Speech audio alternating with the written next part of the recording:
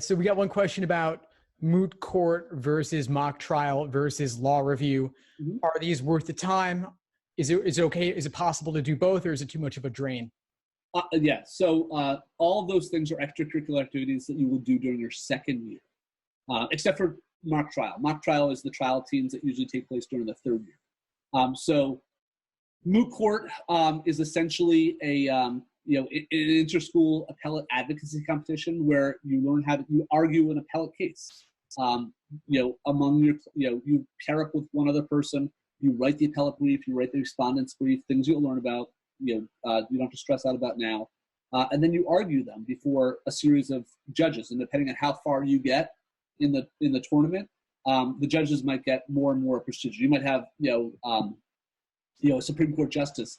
I know that Scalia used to come down to Georgetown and be the final, one of the judges in the panel for the final round of moot court at Georgetown, right? Pretty cool stuff, right? But that's stuff that you don't have to worry about until your second year. The one thing I will say is that in terms of a legal career, you want to be on law review, right? Again, law review is that, student-run publication, which is, it's like a special club. Like once law review is on your resume, it never falls off. So the last thing, it's one of those things that, when you go for a job interview and they see that Steve, oh, you're on law review, yeah, he was on law review too. It's like sort of like, oh yeah, you're a member of the club. That's one of those things that you sort of have to do.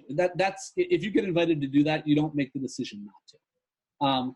The two things, law review and moot court, are not mutually exclusive, so you can do them both. But if you don't have time for both, and you can think law review as a student-run publication, you can imagine that there's certain points during the semester where there's not a lot going on, right? And then publication time is coming up, and then you're always in the law review office. Same with moot court. There's certain parts of the semester where you're doing a lot of work, getting ready for your competition. But once you've memorized the arguments and understand your brief backwards and forwards, it gets a little bit easier. Or you might get knocked out of the competition earlier. It really depends.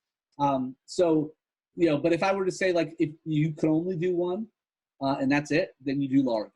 Because again, whether you were the octo finalist in the moot court competition at your school, it won't last on your resume very long. Law review will be on your resume until the day you die.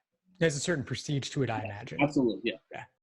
Thanks for tuning into the show. Please subscribe if you haven't done so already to be notified of new episodes as I release them.